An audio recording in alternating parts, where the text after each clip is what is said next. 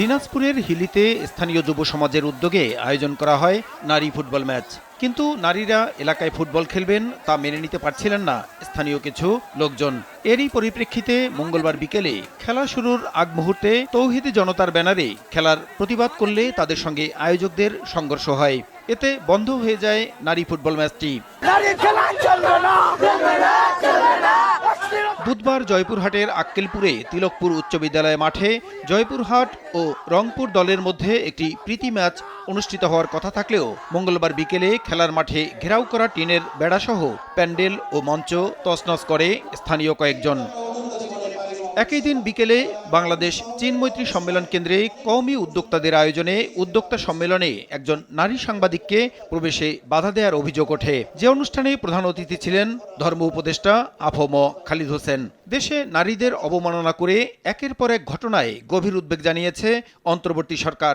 বৃহস্পতিবার প্রধান উপদেষ্টার প্রেস উইং থেকে দেয়া এক বিবৃতিতে এসব ঘটনার তীব্র নিন্দা জানানো হয় এবং দায়ী ব্যক্তিদের বিরুদ্ধে আইনি ব্যবস্থা নেওয়া হবে বলে উল্লেখ করা হয়। এদিকে বিভিন্ন স্থানে নারী খেলোয়াড়দের বাধা দেয়া ও নারী সাংবাদিকদের কাজ করতে না দেওয়ার বিষয়টি নিয়ে বৃহস্পতিবার উপদেষ্টা পরিষদের বৈঠকে গুরুত্বের সঙ্গে আলোচনা হয়েছে জানিয়ে সচিবালয়ে ধর্ম উপদেষ্টা সাংবাদিকদের জানান, অতি উৎসাহী কেউ তার অনুষ্ঠানে নারী সাংবাদিককে প্রবেশে বাধা দিয়ে থাকতে পারেন।